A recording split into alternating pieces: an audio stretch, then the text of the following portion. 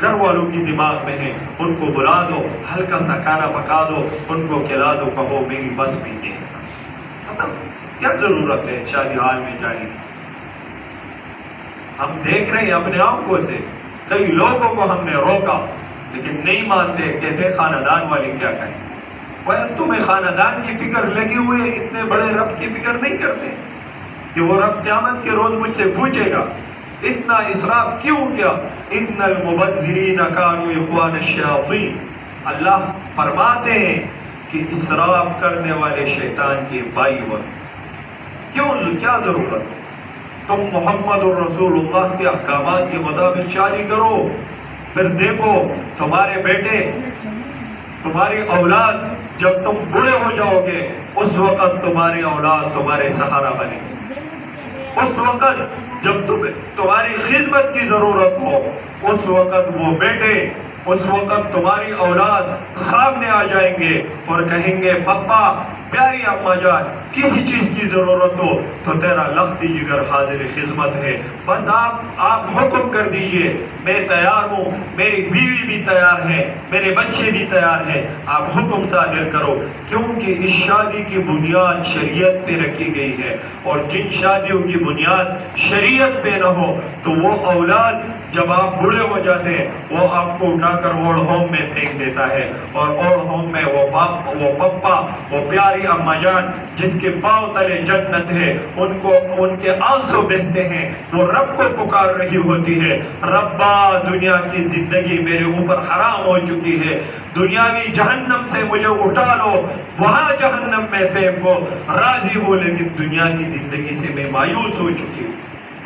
اس وقت مائیں باپ فریاد کر رہے ہوتے ہیں، کہتے ہیں ربا مجھے اپنے پاس بلا لو، نہیں چاہیے مجھے دنیا کی زینت، نہیں چاہیے مجھے دنیا کی زندگی، اور وہ ماں باپ تڑپ تڑپ کے دنیا سے رخصت ہو رہے ہوتے ہیں، اور ان کا پوچھنے والا کوئی نہیں، یتیم ہو جاتے۔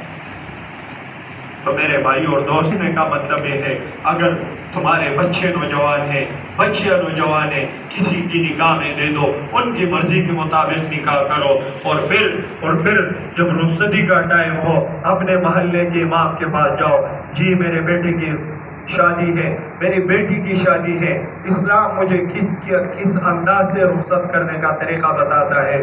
ام المؤمنین حضرت عائشہ نے ایک انصاری بچی کی تربیت کی، سنو غور سے، انصاری بچی کی تربیت کی۔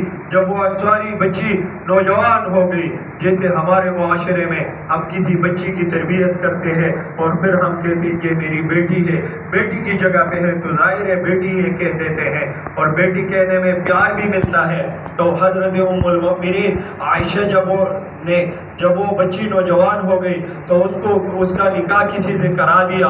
جب وہ نکاح والے آ گئے اور اس کو اٹھانے لگے تو چھوٹے چھوٹے بچے بھی ساتھ آئے ہوئے تھے، لوگ بھی آئے ہوئے تھے، اور وہ تالیاں بجا رہے ہوتے ہیں، اتینا بکم۔ صاحب مشکات نے یہ حدیث لائی کہ انصار وہ تالیاں بجا رہے تھے، اشعار پڑھ رہے تھے، اور کہہ رہے تھے کہ ہم تمہارے گھر میں آئے ہوئے ہیں، تمہارے مہمان ہیں، بچے اٹھانے آئے ہوئے ہیں، دلہن اٹھانے آئے ہوئے ہیں۔ اور وہ بچی پردے میں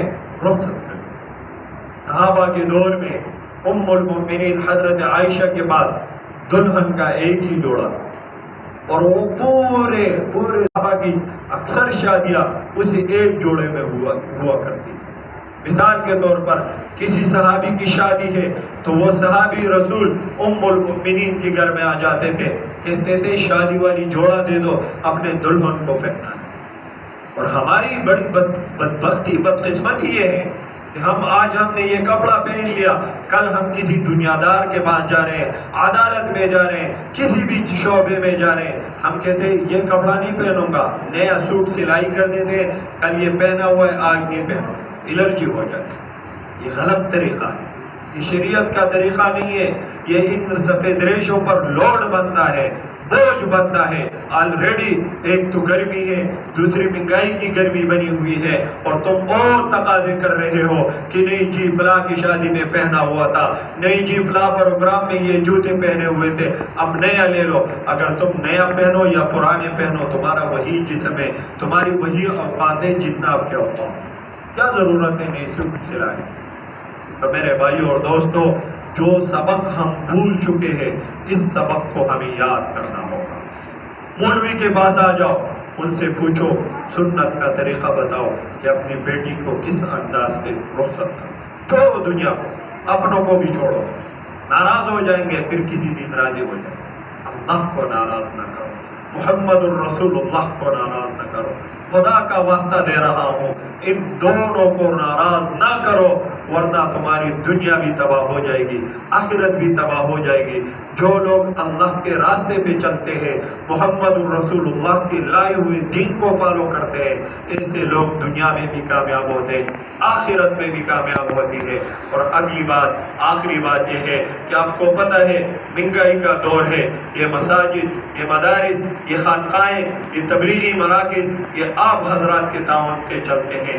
جہاں کہیں بھی مسجد ہے، جہاں کہیں بھی مدرسہ ہے، جہاں کہیں بھی وہ جگہ ہے جہاں پہ اللہ اللہ ہوا کرتا ہے، وہاں دین کا کام ہوتا ہے، وہ جو بھی شعبہ ہو، آپ سے جتنا ہو سکے آپ ان تماموں کے ساتھ تعاون کریں۔ 100 روپے ہو سکتا ہے، 2 روپے ہو سکتا ہے، 1 روپے ہو سکتا ہے، کچھ بھی نہیں ہو سکتا تو کم سے کم ان سے محبت رکھو۔